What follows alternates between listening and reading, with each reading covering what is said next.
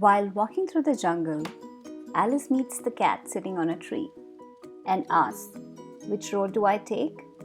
The cat asks, "Well, where do you want to go?" Alice says, "I don't know." The cat says, "Well, then it doesn't matter. Whichever road you take will take you there." Hi, I'm Punam, a leadership development coach, a life coach, an NLP trainer, and an NLP master practitioner. I'm the cat that asks Alice, "Where do you want to go?" Yes, I help my clients realize their goals, realize their hidden potential, and empower them to reach out to that potential with the resources that they've always had within. If you would like to experience a coaching session with me, get in touch. Thank you.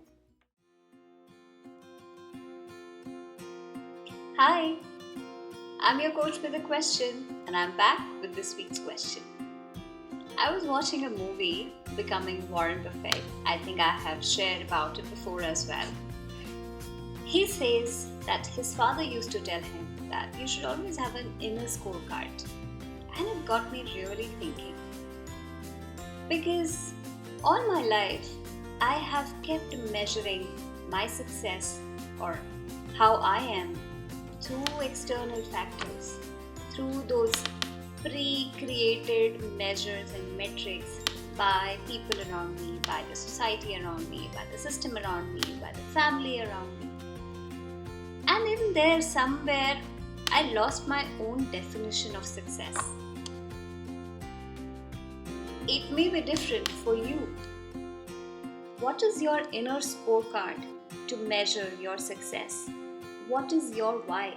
What is your what? What is your how? How are you measuring yourself?